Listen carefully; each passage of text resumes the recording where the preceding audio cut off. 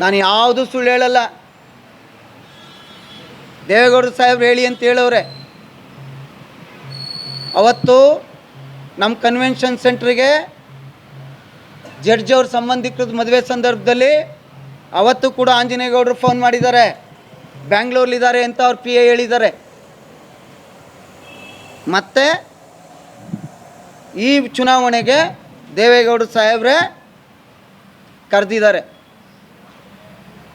ಅವರೇ ಹೇಳ್ತಾರೆ, PA busy ಇದ್ದಾರೆ ಸರ್, ವಾಪಸ್ ಮಾಡಿಸ್ತೀನಿ ಅಂತ ಹೇಳಿದ್ದಾರೆ. ಮತ್ತೆ ಮಾಡಿಸಿಲ್ಲ. ಕಾಲ್ ಡೀಟೇಲ್ಸ್ ಇರಲ್ವಾ? ಅದರಿಂದ ನಿಮ್ಮ ಮೂಲಕ ನಾನು ಮನವಿ ಮಾಡೋದು, ನನ್ನನ್ನು ದೂರಬೇಡಿ. ನಾವು ಯಾವುದಕ್ಕೂ ಇದು ಹೊಣೆ ಅಲ್ಲ. ಪಕ್ಷ ಕಟ್ಟ ಕೆಲಸ ಮಾಡ್ತಾಯಿದ್ವಿ.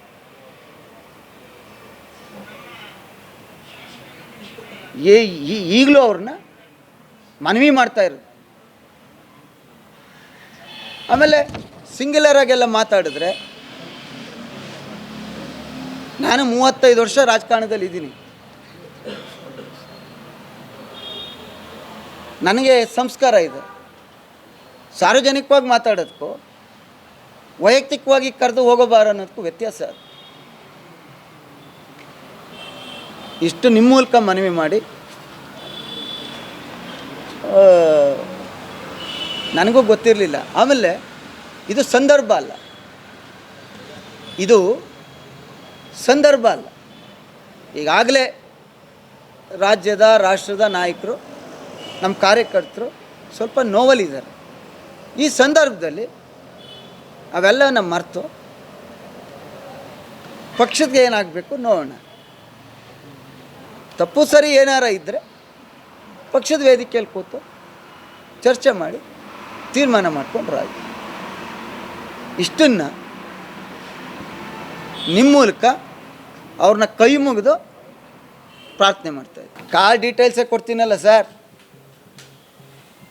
ದೇಶದ ಪ್ರಧಾನಮಂತ್ರಿಗಳು ಆಯಿತು, ದೇವೇಗೌಡ ಸಾಹೇಬರು ಡೆಲ್ಲಿಲಿದ್ದಾರೆ, ಬಂದಮೇಲೆ ಕೇಳಿ.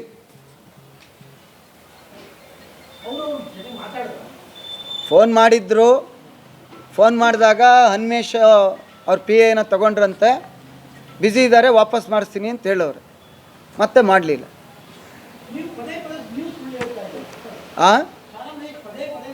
ಅದೇ ನನಗೆ ಗೊತ್ತಾಯ್ತಾ ಅಲ್ಲ.